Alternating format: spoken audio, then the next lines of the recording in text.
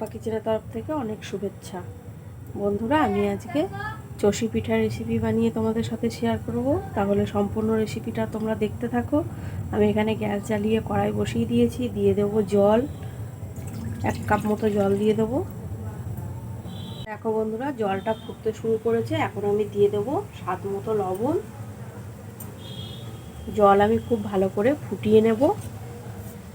জলের সাথে লবণটা খুব ভালো করে আমি মিশিয়ে নেব। দেখো বন্ধুরা, জল কিন্তু আমি খুব ভালো করে ফুটিয়ে নিয়েছি। এখন আমি দিয়ে দেব চালের গুঁড়ো 1 কাপ। এভাবে অল্প অল্প করে দেবো আর এইভাবে নাড়তে থাকবো। একটা শক্ত ডো আমি তৈরি করে নেব।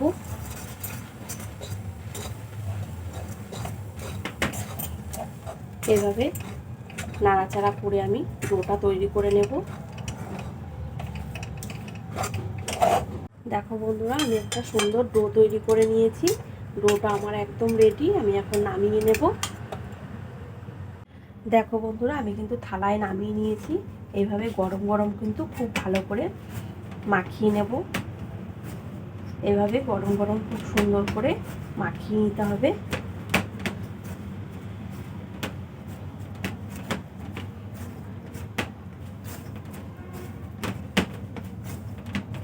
খুব ভালো করে আমি মাখিয়ে নিয়েছি। মাখানো আমার রেডি। এখন আমি ঢাকা দিয়ে রেখে দেব। দেখো বন্ধুরা, এদিকে আমি একটা চাকি নিয়ে নিয়েছি আর এর মধ্যে কিছুটা আমি চালের গুঁড়ো দিয়ে দেব এভাবে করে।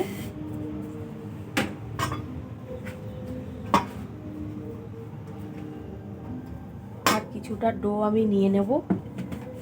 এভাবে লম্বা করে নেব। লম্বা করে সরু করে নিতে হবে। এখান থেকে আমি কিছুটা কেটে নেব।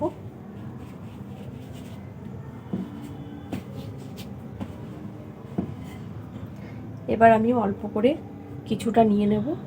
এই যে, এবার এই হাতের সাহায্য করে এইভাবে লম্বা লম্বা করে চষিগুলো আমি বানিয়ে নেব। থালার মধ্যে রেখে দেব। এই যে এইভাবে করে চষিগুলো বানিয়ে নেব। আবার কিন্তু হাতের সাহায্যেও করা যাবে। এই যে,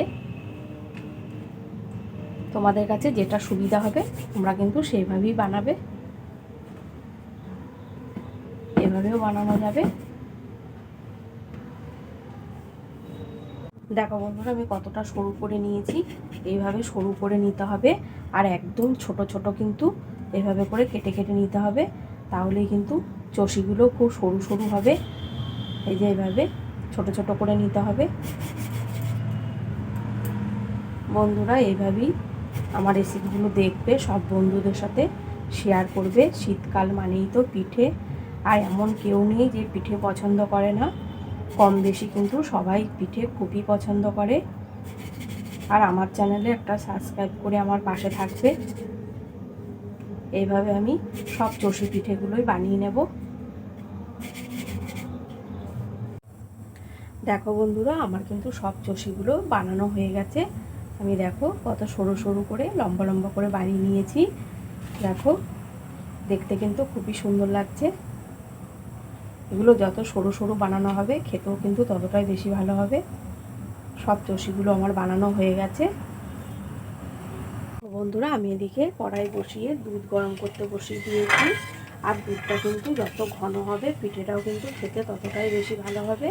আমি দুধ আগের থেকে ঘন করে জাল দিয়ে রেখেছি।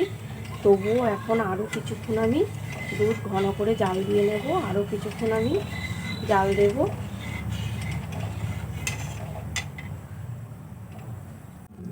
দেখো বন্ধুরা, আমি দুধ কিন্তু খুব ভালো করে ঘন করে জাল দিয়ে নিয়েছি। কতটা ঘন হয়ে গেছে দেখো। এখন আমি দিয়ে দেবো চষিগুলো। যে চষিগুলো আমি বানিয়ে রেখেছি সেগুলো আমি এখন দুধের মধ্যে দিয়ে দেবো। অল্প অল্প করে এইভাবে করে দেব। একবারে কিন্তু দেওয়া যাবে না, তাহলে দলা পাকিয়ে যাবে। এইভাবে ছিটিয়ে ছিটিয়ে ঘুরিয়ে ঘুরিয়ে দিতে হবে। এভাবে করে দিয়ে দেবো।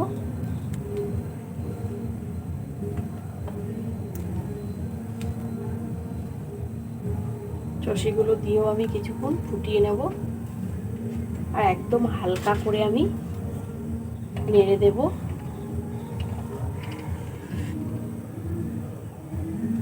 দেখো বন্ধুরা, চষিগুলো কিন্তু সব ভেসে উঠেছে। এখনই কিন্তু বুঝে নিতে হবে চষিগুলো কিন্তু একদম রেডি। এখন আমি দিয়ে দেব গুড়, খেজুরের গুড় দিয়ে দেব।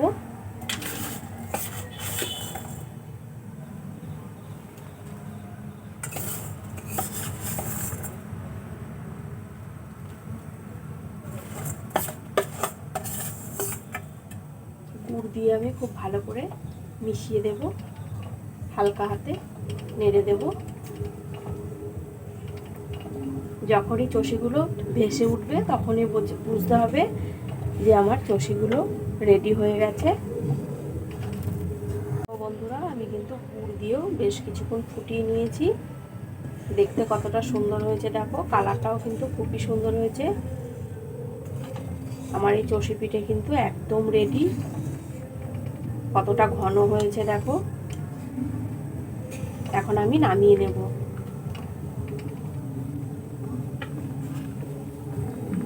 বন্ধুরা, আমার কিন্তু চষি পিঠেটা পুরো একদম রেডি, আমি নামিয়ে নিয়েছি। দেখো কালারটাও কিন্তু খুবই সুন্দর হয়েছে, আর খেতেও কিন্তু খুব ভালো হবে।